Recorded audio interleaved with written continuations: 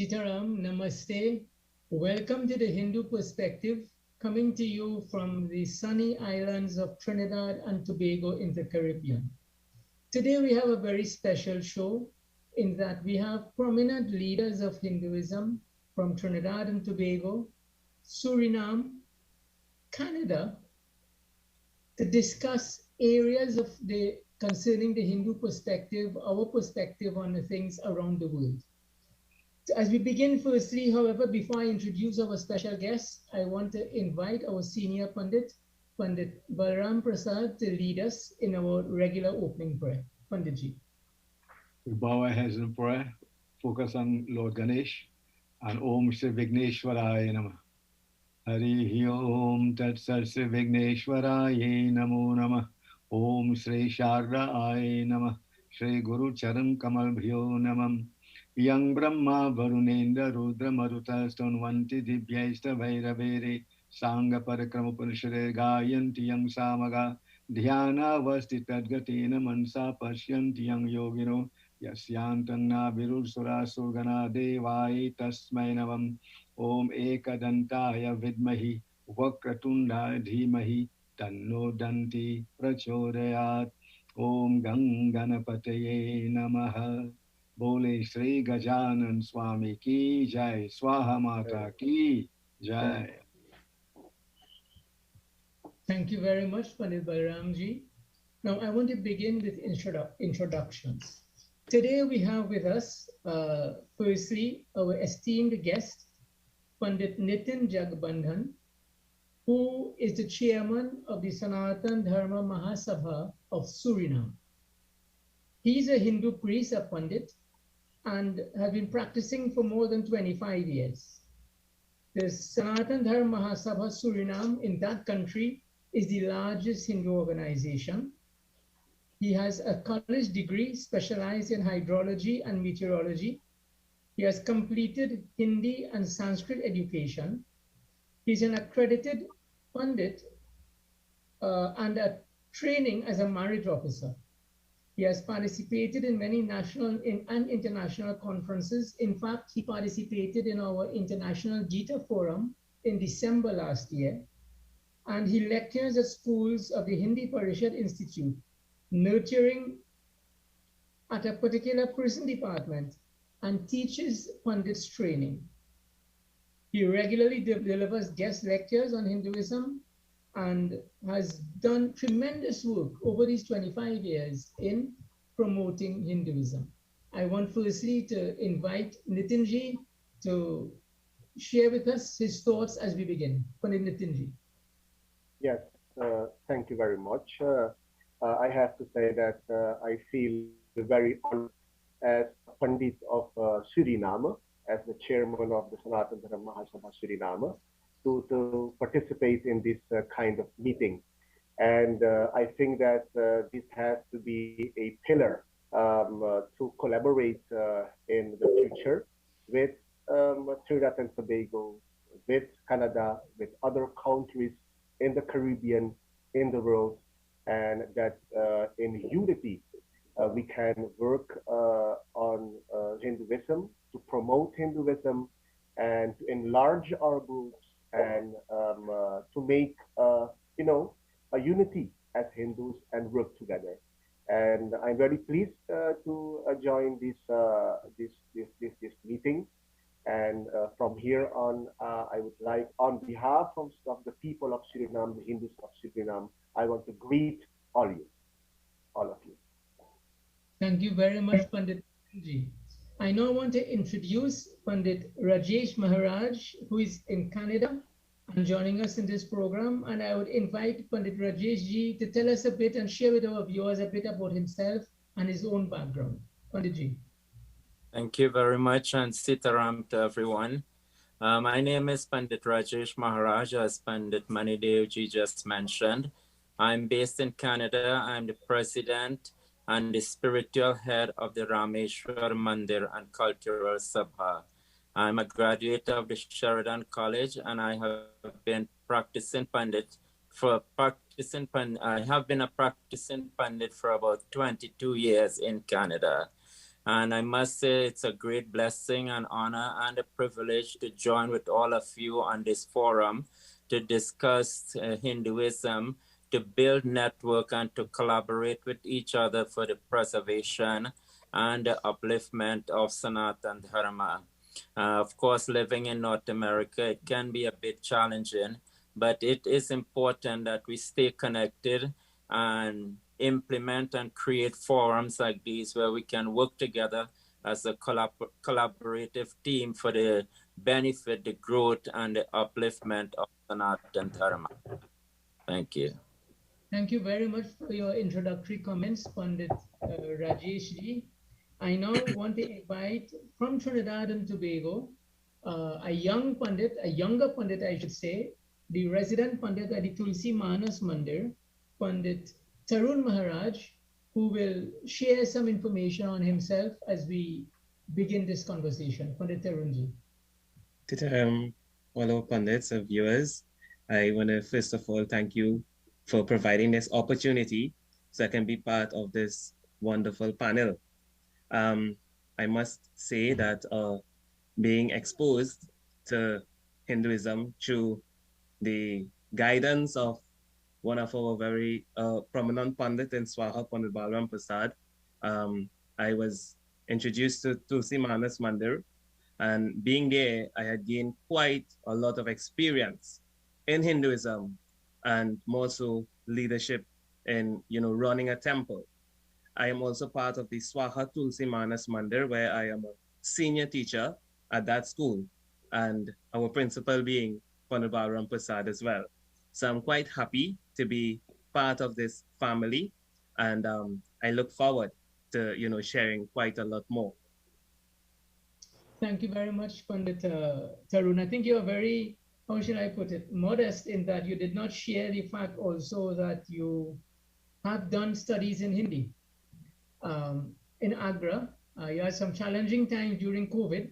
Maybe we could talk about that at some point, but actually one of the issues we will discuss in the second half of the program, as I indicated to all of you, is the importance of Hindi. How do we view Hindi in terms of its importance in promoting Sanatana Dharma Hinduism? But we will discuss that in the second half, because in this program today, very interestingly, we have people who are genuinely multilingual. And we can, in fact, refer now at this stage to Pandit Gyandev ji, our resident Pandit on the panel, who in fact has done extensive studies in Hindi, have done 2 scholarships in India. I would invite him to join in the conversation at this time. Pandit Gyandev ji. To all our special guests today, as normally start, I normally begin with a shlok from the Gita, which will, in my opinion, direct my thinking during the program. Krishna Bhagavan in chapter 7 is written, जो जो सकाम भक्त जिस जिस देवताओं को स्वरूप को श्रद्धा पूजना चाहते हैं, उस भक्तों की श्रद्धा में उसकी देवताओं की प्रीति स्थिर करता है. Krishna Bhagavan is saying, whoever worship whatever form of celestial form, they worship him, but out of ignorance, if not worship him directly. So we're discussing that because, in my opinion, बहुत मेरे को पूजा प्रति होती है Suriname में, Trinidad में, Guyana में, भारत में. So how we do puja is not important. What is important is who we worship, and that is a major challenge, I believe, as we go forward, because part of the problem, or you discuss as you go on, is people are worshiping other devotees, other form of divinity. What does Krishna Bhagavan say? Does he sanction it? He says, those people of small understanding will eventually come to me, but I'll stabilize their faith where they are and take them up. A great educational law. Wherever you are, stabilize faith and take you up. The Krishna Bhagavan is saying, the purpose of devotion is to go to him. But the reality is many people worship different forms of divinity. And part of the challenge, which we'll discuss later on, is that not just how we do puja, but how Hindus are surviving in these countries. What are the challenges? And in Trinidad and in other countries, बहुत लोग सनातन धर्म को छोड़कर दूसरे धर्म को पकड़ते हैं. क्यों? We have to find out why. Why people are leaving Sanatana Dharma and take up other religions. this will be discussed later on by direction of the host, Banmaya Prasad. Panditji. Thank you very much. I think what has come up from all the comments so far, and I've taken a few notes, is the question, as Nitin mentioned, coming together like this gives us a chance to create a greater sense of unity across countries, across communities. It allows us, as someone mentioned, to stay connected. And Panagyandev, the issue he just raised is diversity, diverse methods of worship in Hinduism. We will start with this question of diversity because each of us come in, especially we have Canada, Trinidad and Tobago, and Suriname represented here by senior people.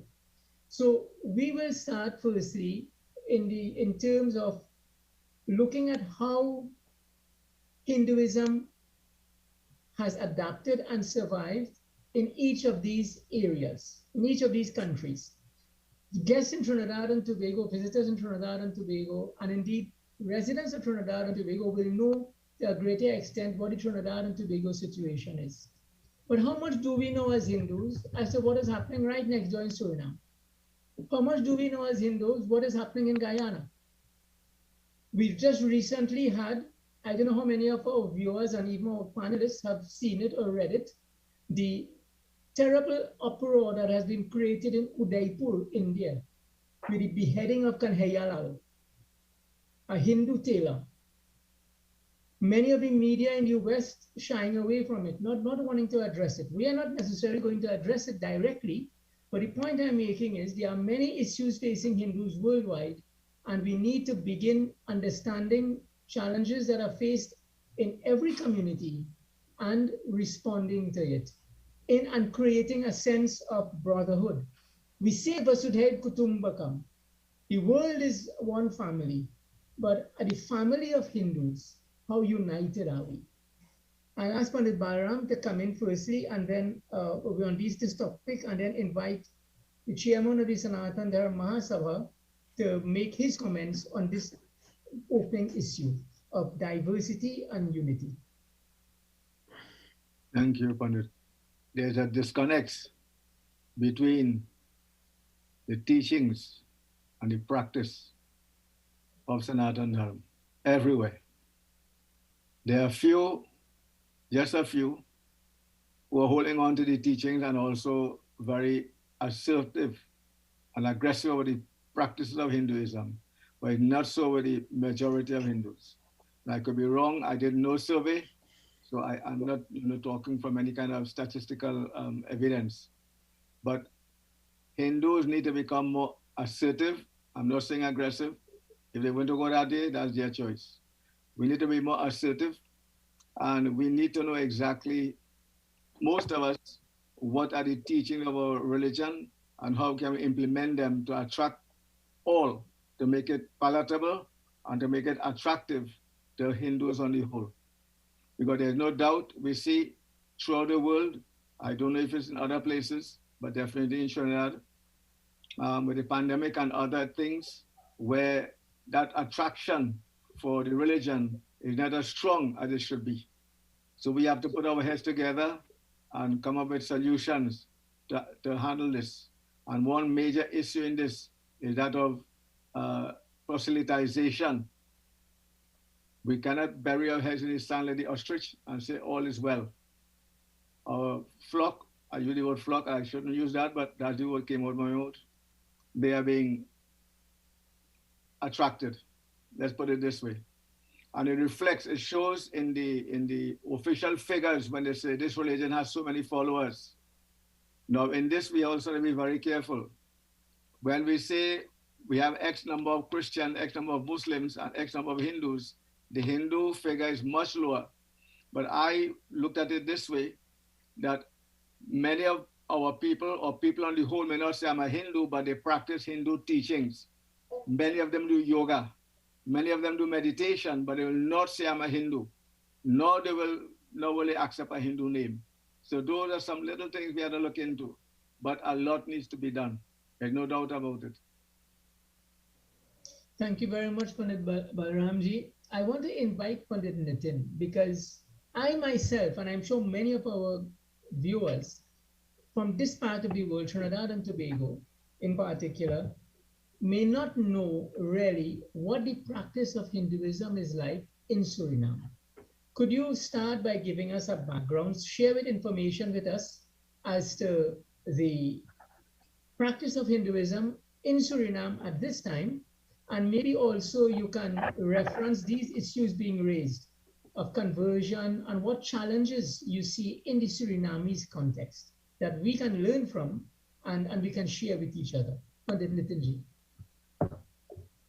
Yes, thank you very much, Pandit Manidev. We have to start at the beginning. From 1873 till 1916, 34,000 immigrants came to Suriname from India. And at this time, Suriname has approximately 550,000 inhabitants, from which approximately 200,000 are Hindus. You can say 1/3 of the population. And as said, that the Sanatana Dharma Mahasabha Suriname is the largest Hindu organization. So most of them, the followers, fellow believers, they are Sanatanis. I think approximately 150,000 Sanatanis. And the rest of the 50,000 Hindus, they are from the Arya Devakar. You have also the ISKCON. You have the Gayatri Parivar, the Brahma Rishi Baura Ashram. You have the Brahma Kumaris, the Kabir Phantis, and other, little groups like the Sikhs, etc. And I just want to give some information before I go to that of conversion and diversity. So in Suriname, we have all together totally like 200 priests. Sanatana Dharma Mahasabha has like approximately 125 pandits. And we have also 50 pracharaks and pracharikas. That are people, men and women that only preach the principles of the Sanatana Dharma. And we have more than 100 mandirs. Sanatana Dharms, they have 50. And lots of that, there are private mandirs. So Sanatana Dharma Mahasabha owns 50, but there are more private mandirs and other mandirs from the other groups like Brahma Rishi, Baura Ashram, Gayatri Parivar, ISKCON. But I don't know what the situation in Trinidad is and Canada, but mostly we have one fixed day in the week that the mandirs are open, and I wanted to know what the situation is in Trinidad and Canada. Do you have every day like the mandirs are open or only one day? But we have that situation in Suriname. We do a puja. After that, the pandit gives a lecture, and after that, prasad and sometimes bhojan is also conducted. And I want to tell you that the participation and the presence of Hindus in the mandirs and is at this moment, good, till now good, but we also have a point of concern at this moment, and that is that we're experiencing a relatively decline of interest of mostly the youth coming to the mandirs. They're doing their daily prayers, but to come to the mandir weekly, it's not so good. But at the Hindu holidays, like Phagwa and all other main events like Navratri, Janmashtami, Ramanavami, etc., we have full-packed mandirs. But the weekly presence and participation is at this moment lacking. So we're looking at possibilities how we can, work on these kinds of problems. But to come at the thing of conversion. You have conversion. You know, if I'm hearing the situation of Trinidad, then I'm very, you know, it's concerning that in so much rate persons, Hindus are, you know, converting. We also have that in Suriname. We also have that, but not at a high rate. And we don't have Hindu phobia. You know, at that stage, what we are hearing from Trinidad or Guyana or other parts of the world, but we have it like in a subtle way.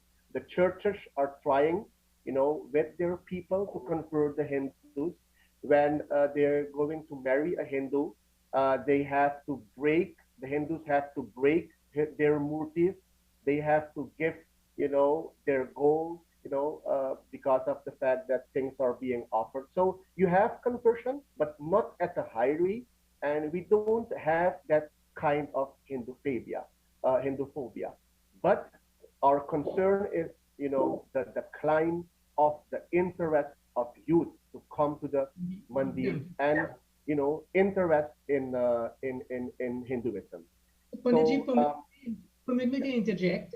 So basically, out of a population of 558,000, 200,000 are Hindus in Suriname. Yes. And what we want to do before we go into the conversion and some of these other issues is to get the status from the other areas also, from Canada. Yes. Before we do that, in terms of understanding the practices in Canada as experienced by Pandit Rajesh, we need now to take a break and then we will return.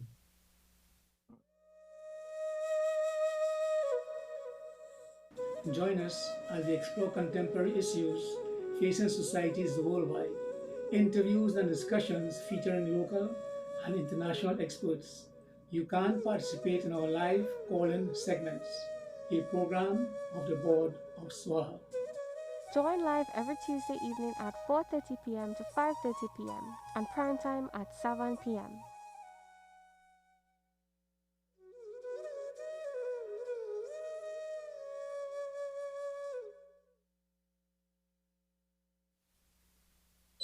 Welcome back. You are viewing the Hindu perspective.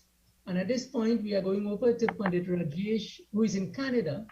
Firstly, for him to give us a brief oversight as to the practice of Hinduism in the past that he is in, how is Hinduism being practiced, and also at the same time, following that, some idea of the challenges he may be facing or Hindus are facing in the Canadian context. Pandit Rajesh. Thank you. So in Canada, first of all, I must say, Canada, of course, is a land where we are allowed to practice our faith and our dharma, our religion freely. In Canada, you have different Hindus from various parts of the world. You have from India alone, you have Northern India, you have Southern India, you have Eastern India, then you have people from Fiji, you have some from Suriname, you have from Guyana, and of course from Trinidad. So many different parts of the world. And everyone has a bit of difference in the way they worship and the way they perform their rituals. However, I think the traditions is what take away sometimes from the focus on how things should be. Like many of us, we all know across the globe, we have various manifestations like Lord Ganesh and Lord Shiva, but the way of worship and the traditions that practiced by different parts of the world sometimes causes conflict in the way different people worship. For example, if I have a puja and invite people from Guyana or Fiji or Suriname or even some parts of India, they may see certain things that we do as the first time, and they may wonder, well, how come they're doing it like this? Maybe it should be done like this. So this is one of the main challenges that we are faced with, and this is the difference in tradition and the ways of worship. However, when it comes to chanting and kirtan and bhajan, I can say safely that people from all parts of the world on the same page when it comes to singing bhajan and chanting, because most people are familiar with most of the bhajans and the kirtan and different types of renditions. So that part, it's what keeps us together. So mainly the focus is, and we have even in Trinidad, like, because, or even Canada, we have different kids who may even do a puja differently. And sometimes I believe that these different ways in doing puja causes confusion in the minds of the individuals. So for me, the easiest way to kind of keep the people engaged and captured is to make sure that we keep it simple and easy for anyone to follow. And I think even going back traditionally, because of the lack of understanding, this is one of the reasons why people were forced, or I shouldn't say forced, but why they see it easier to adopt someone else's religion rather than try to learn. And this is an important part where I think leaders are very instrumental in helping our people and our followers and devotees of Hinduism to understand. For example, if I go to do a puja, we may instruct people to offer cotton, to offer flowers, to offer yagyopavi. But many of the times people offer it and they don't understand the symbol of why they're offering these various steps. So I think these are the important things for us as Hindu leaders and ambassadors of the religion to encourage, for us as Pandit to bring up the, to give people the choice, or to give them the opportunity to learn. And by allowing them to learn the rituals and to understand what they're doing, they'll put, of course, more love and more passion into it. But at the same time, it is important that we explain the importance of the rituals. And at the same time, we do things to keep everyone engaged, like kirtan and bhajan and singing and all these things. Now, apart from that, living in Canada, we also are faced with people who speak different languages. North Indians speak Hindi, South Indian have their different languages, Tamil, Malayalam, and all these various languages. Suriname, Fiji, they speak Bhojpuri, and which is also easy to understand if you can speak Hindi as well.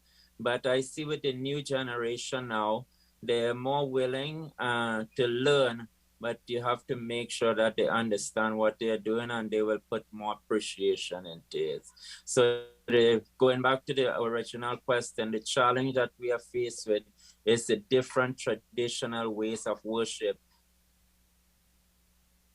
in the mind of people. Thank you very much, Panditji. Quite interesting.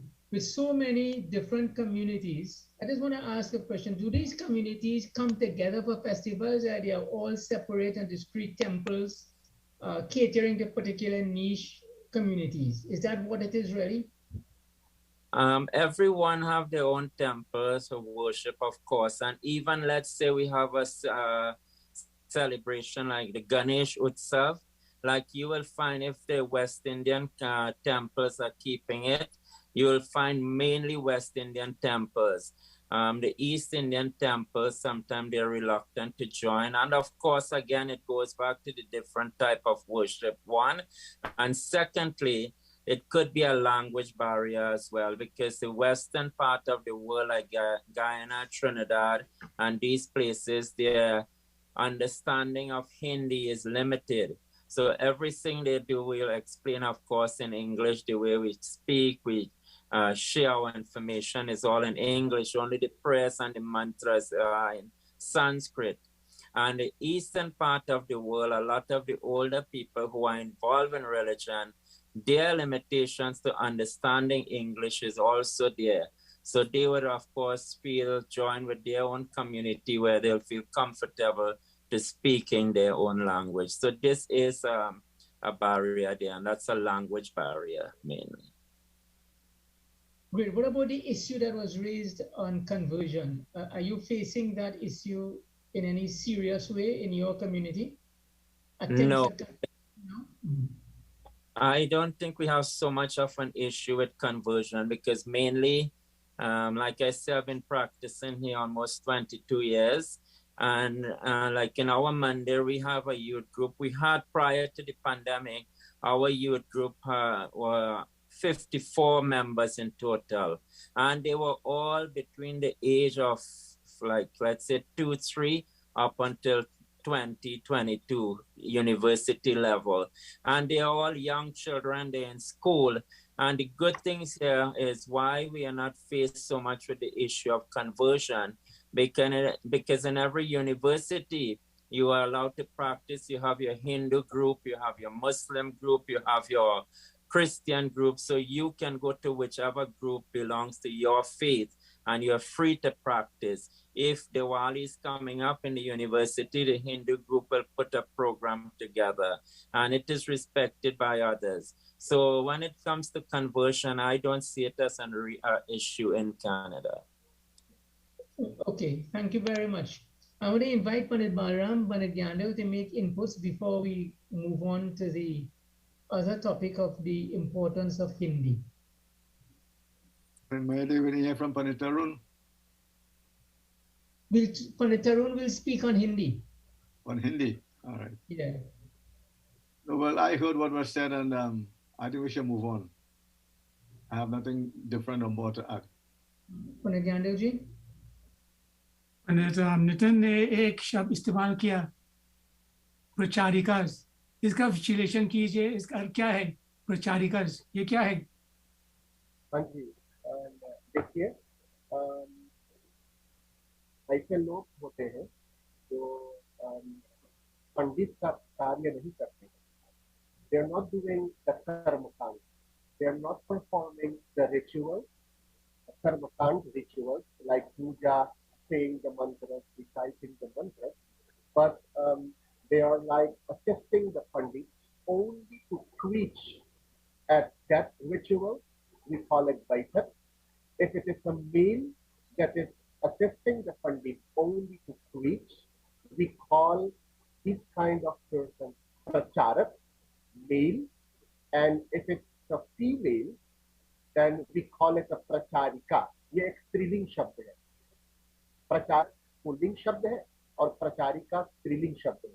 And in the last 1 year, Sanatana Mahasabha Suriname trained 24 pracharak and pracharika to help the pandits, because the pandits in Suriname are very busy with pandit work, with doing the rituals, performing the rituals, because the average Hindu in Suriname does certainly annually a puja at their house. And if you make, a sum of it, like 200,000 Hindus, and we have only totally 200 pandits, then the pandits are, quite busy. So these pracharaks and these pracharikas, they help the pandits in preaching, the Hinduism, but they don't do it, from the vyas, from the place the pandit sits in the mandir. They do it beyond the vyas, only that ritual. If they go to a yajna, they give a preach there, they speak there like 5-10 minutes, but at the death ritual, then they talk like approximately 1 hour. So these are the pracharaks and the pracharikas, and we have to do this because there are not much pandits in Suriname. Now we are trying to collaborate with India to bring pandits from there, and by this we will try, to make the pandits have some more little work. And I wanted to express something about the challenges. I didn't talk about that. The language is also at this time becoming a challenge for us, because the youth, as I said, they're not relatively much interested to write the Hindi, to learn the Hindi, to speak the Hindi. And we, in the mandir, the pandits usually get the katha in Hindi, and now we are trying to anticipate on that as we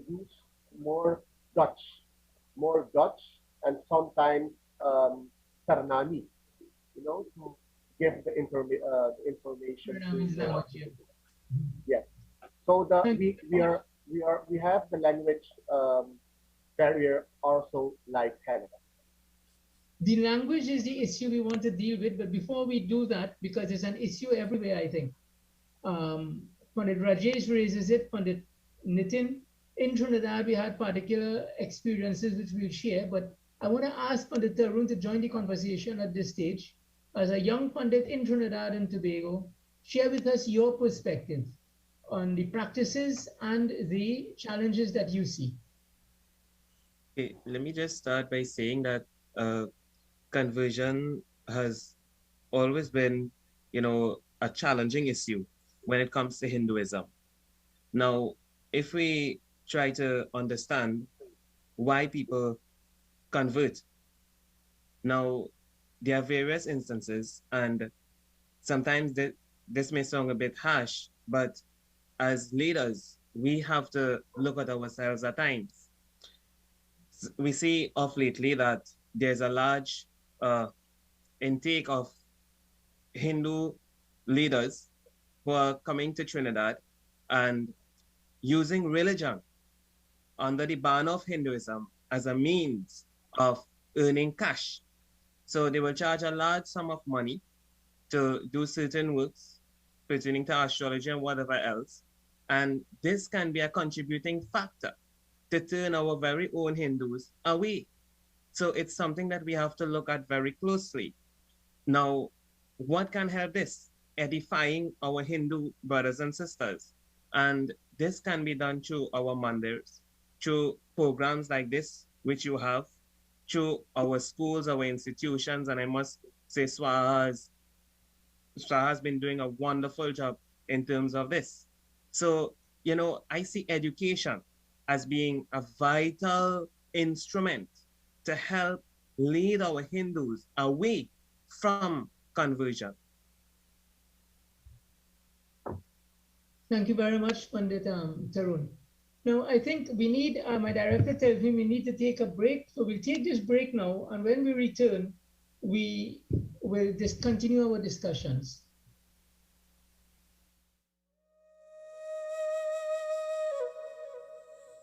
Join us as we explore contemporary issues facing societies worldwide. Interviews and discussions featuring local and international experts.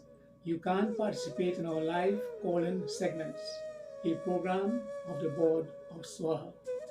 Join live every Tuesday evening at 4:30 p.m. to 5:30 p.m. and prime time at 7 p.m.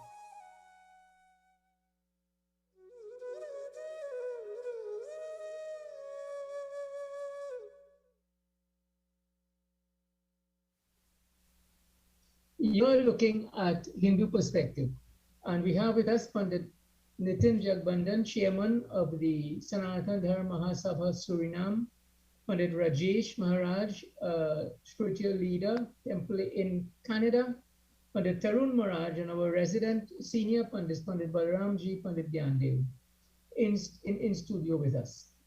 Now, we're talking challenges. Pandit Balaram at the break said, should we look at the caste system? Is that a challenge that is affecting us? Also, language. Conversion is a challenge that we started talking about. And I just want us to reflect on something. I speak here now in the Trinidad context. And I would want to compare it with Suriname. Pandit Nitin would give us that comparison when we get there. One, when Hindus came to Trinidad and Tobago, we came under the British. In Suriname, it was under the Dutch rule.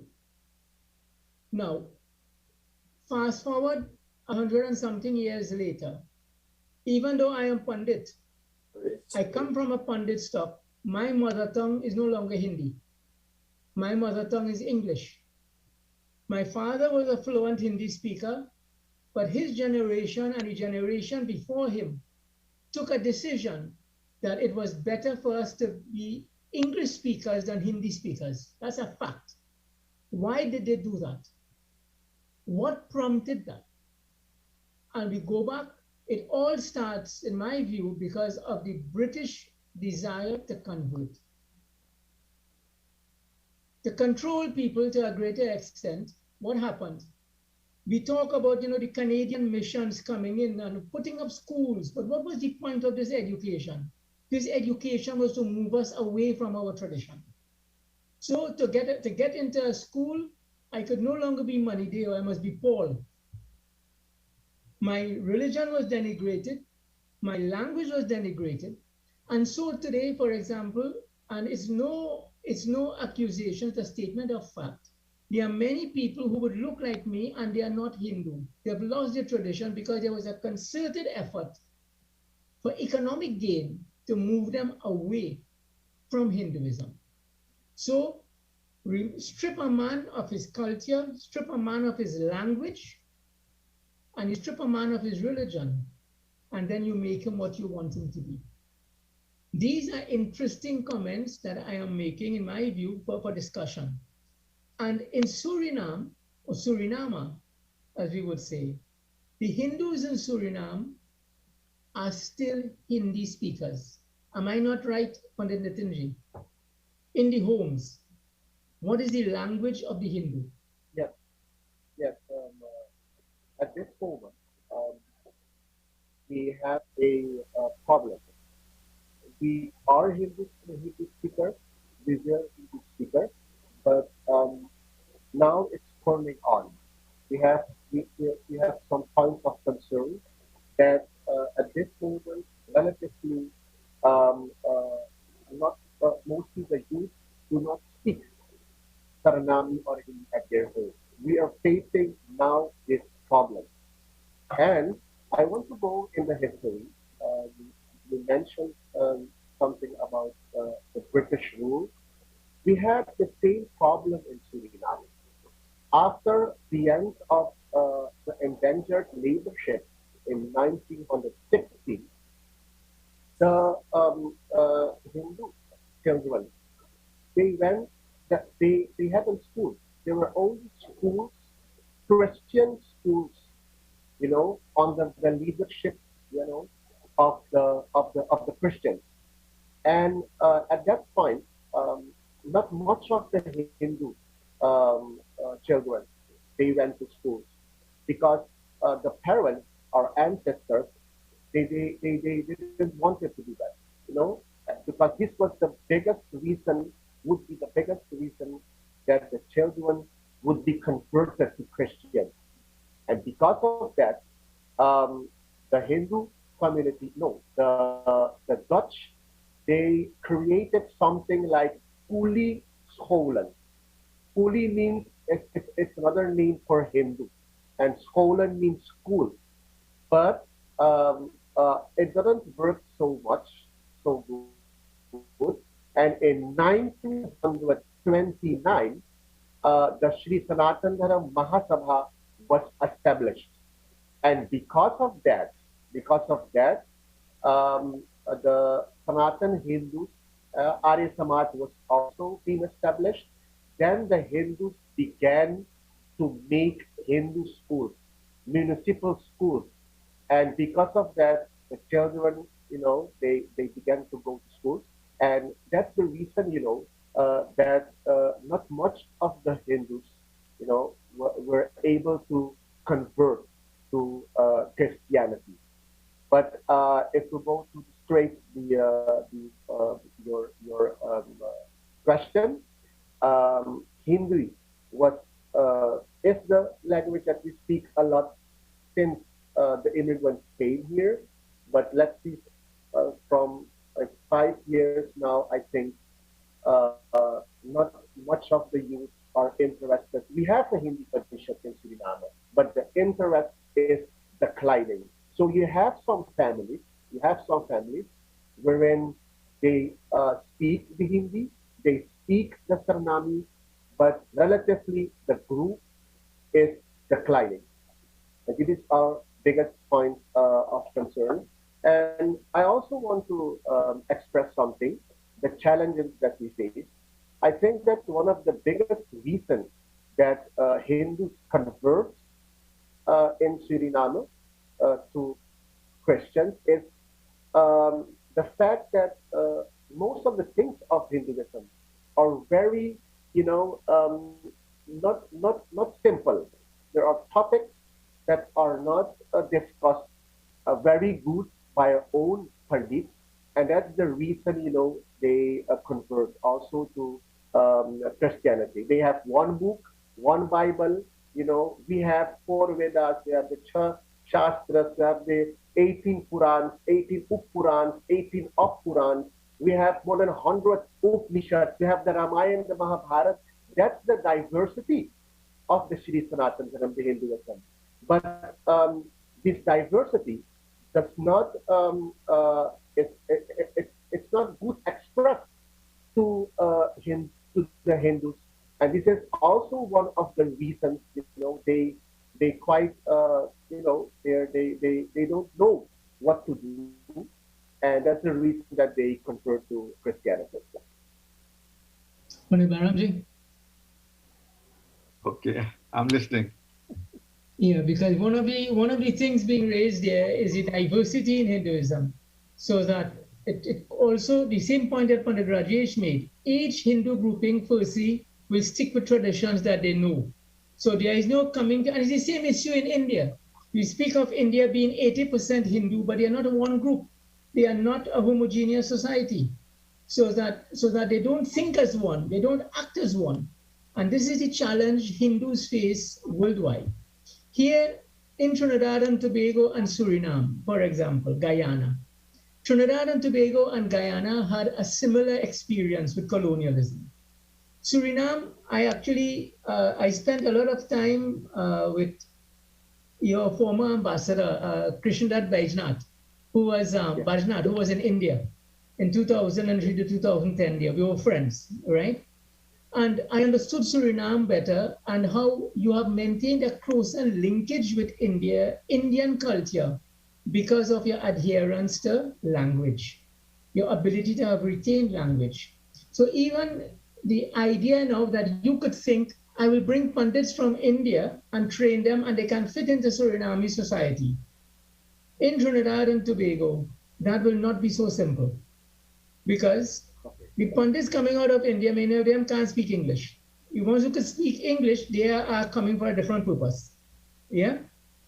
So these challenges abound really. And I think each society, the idea you all came up with in Suriname, with the people who will preach, but don't sit on the singhasan, but don't perform rituals, is a way to get around the challenges that we face. Because, and in that regard, that's where the issue of the caste system comes in, as Pandit Balaram raised. There are those in society, in Trinidad and Tobago, for example, it's an issue we dealt with, we've raised in this program. You have organizations that maintain traditions like that, Brahmin priests, and you have others that don't. And sometimes challenges can arise there. So there are so many, I think this diversity that is the source of our strength is also becoming an area of weakness. Because, and how can we address this? I ask this question to all the Pandits assembled. Ideas for dealing with this going forward.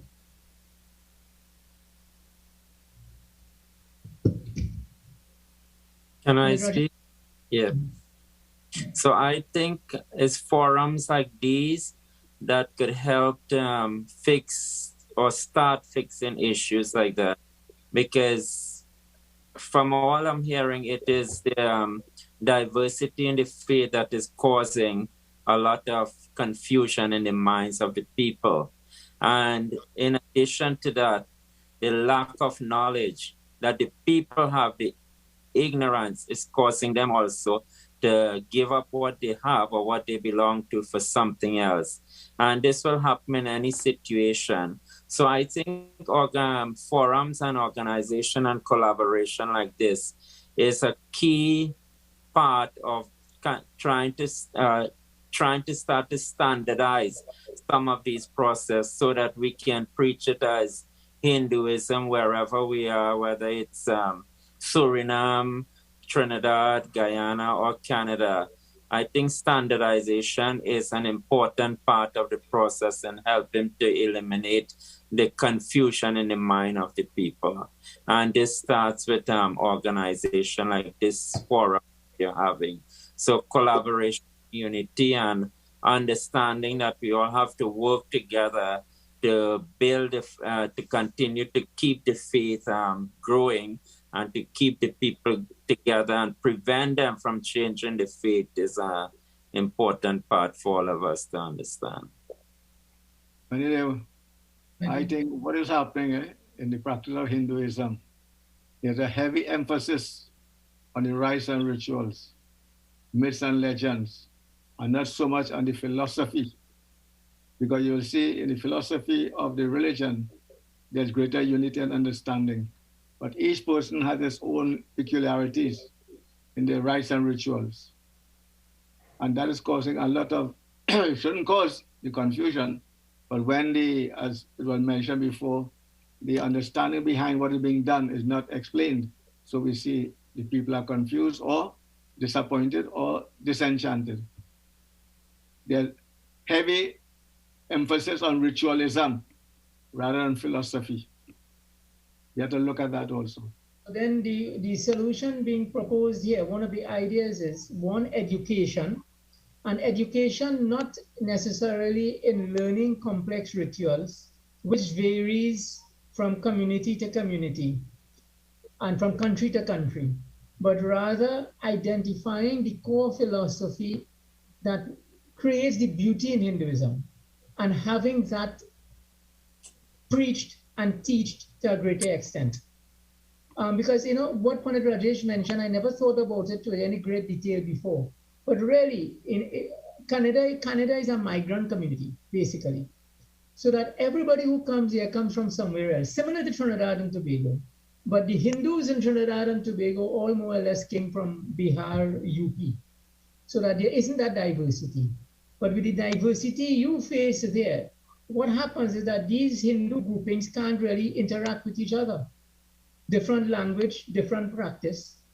If, however, we can find a way to engender greater cooperation between groupings, understanding the differences, accepting the differences, but focusing on the areas of commonality, which, as Pandit Balaram mentions, is the actual philosophy of Hinduism. And in that regard, with 8 minutes remaining only in our program, one of the questions I had for this panel, eminent panel, particularly Pandit Gyandev, Pandit Nitinji, Pandit Tarun, who studied Hindi and can speak Hindi. My question is, how important is knowledge of Hindi going forward to the preaching and teaching of Hinduism? Is it critical? Or is an understanding of the philosophy in whichever language you speak more to be considered? Pandit Gyandev. I give preference to Panditan and Pandit Tarun. Let us speak. Panditanji. Yes. Okay, yeah. Thank you.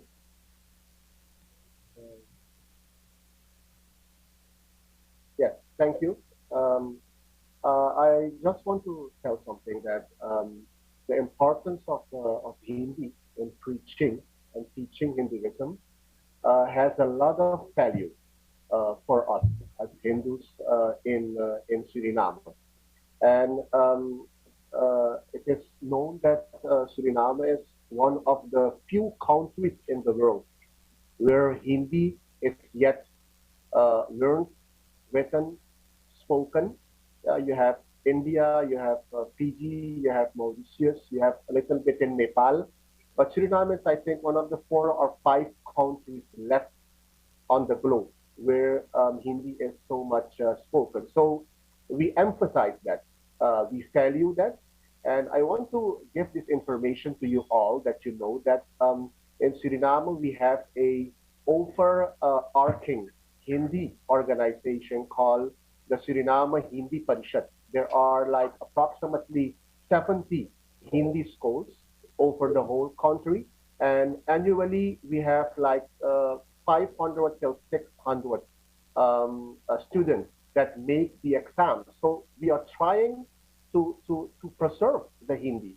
And we have also the Indian Embassy. We have the S1E Vivekananda Cultural Center. In collaboration with them, we're trying to preserve the Hindi. But to go on the main question, the importance of Hindi, you know, it's not a hidden fact that all authentic Hindi scriptures, sacred scriptures, are written in Hindi and Sanskrit.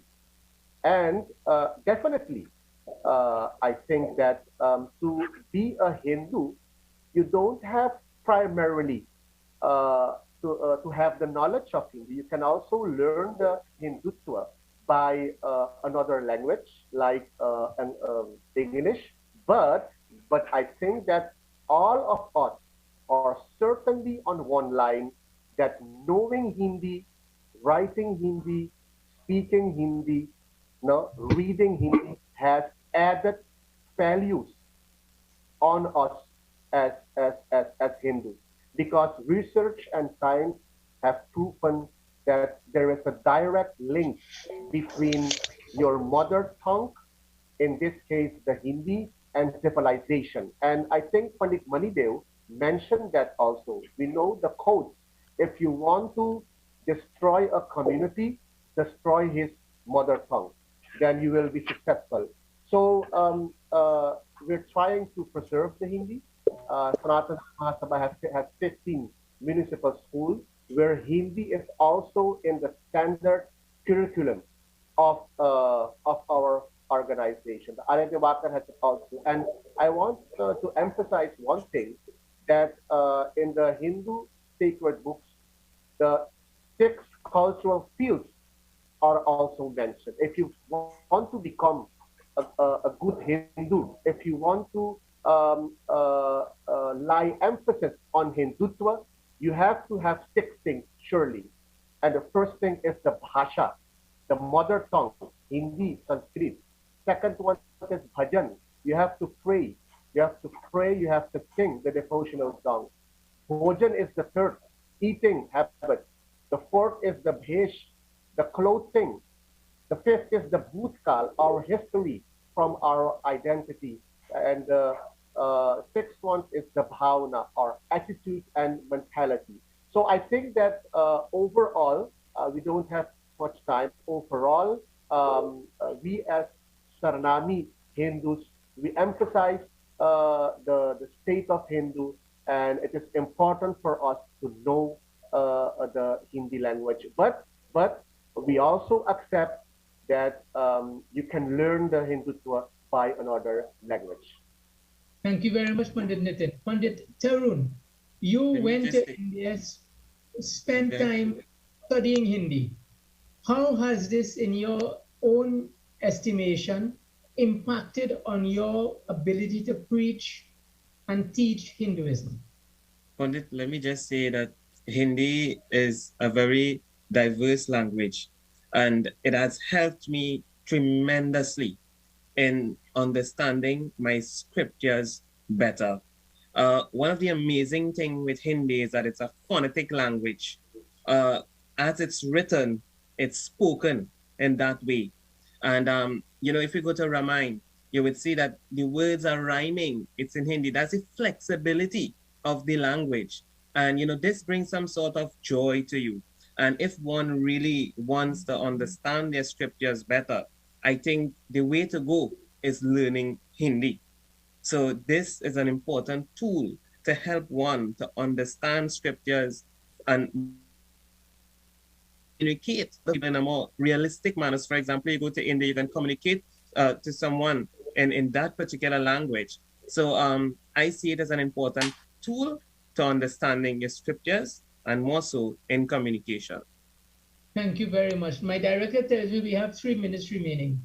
I would like to invite Pandit Rajesh for closing comments, Pandit Nitinji, then Pandit Gyanev, Pandit Balramji. So I just want to touch one bit on the importance of Hindi in the Dharma. And I don't see it as importance of spreading the Dharma, but for the leaders and the pundits, it is important that we understand Hindi, because we are the one that's reading the scriptures, interpreting it, and sharing the knowledge. So for us, Hindi and Sanskrit is very important to know. But to expect all the people to know Hindi would be kind of impossible. Well, I wouldn't say impossible, but it will be a long run, which we'll be waiting for a very long time, and that may not happen. But it is important for the priests and the leaders and the pundits, I should say rather, to understand Hindi and Sanskrit. And I just want to close with one statement. There's a few things that come across in today's forum, and the first is the diversity in the religion with the many different scriptures that we have. Maybe we could try to work on promoting one that is applicable to today's society. And we also talk about the Hindi, which I think is a good initiative to preserve the Dharma and to keep it ongoing, especially for those who are singing bhajan and chanting and reading the scriptures. And one other thing is the last thing, the pravachan, those who are given the pravachan, could be a bit concerning, because if we allow anyone, like as the Surinamese culture, you have those who give the pravachan, but they are not really pandits. Sometimes if we allow people to give the pravachan, they themselves may know they are not pandits, but people will start addressing them as pandits, and then it could become conflicting in the faith and the community. So that's my take. Thank you. That's an interesting perspective. We are out of time. We wouldn't be able to deal with the further issues on that. As we conclude, our senior pundits, Pandit Balaram, Pandit Gyandev, any closing comments? I give way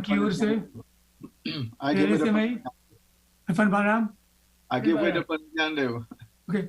मैं सुहा की ओर से पंडितन पंडित राजेश हम तरुण इस कार्यक्रम में भाग लेने के लिए मैं आपको हार्दिक धन्यवाद देता हूँ। सीताराम। मैं आपका बहुत धन्यवाद। As we conclude, our special guest from Suriname, I will ask Pandit Nitinji to end our program with a prayer, a few words as he sees fit. Pandit Nitinji. Yes, I want to thank you all for giving Suriname this occasion, this possibility to come in this meeting. And I want to express this, that this must not be the first time. We have to collaborate with each other as Americans and Caribbean. And I want to ask you if we get this invitation, and trying to have these kinds of meetings in the future. And I will end it with a mantra, this meeting.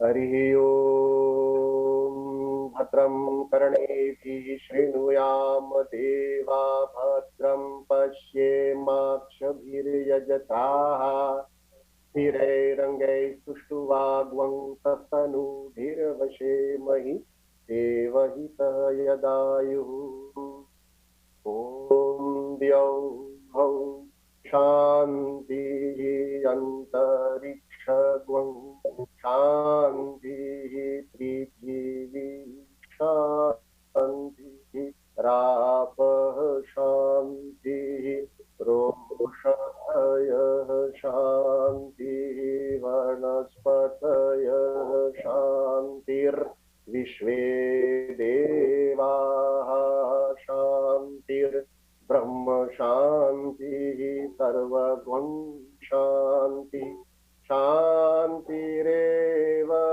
Shanti Sama Shanti Redi Om Shanti Shanti Shanti Hari Om Prem Saboliye Shri Sanatan Dharma Ki Jai.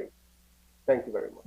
Thank you very much, Pandit Nitin, Pandit Tarun, and Pandit Rajesh ji, Pandit Balaram, Pandit Gyandev. We've come to the end of the Hindu perspective. Until next time, Jai Sitaram, Namaste ji. Jai.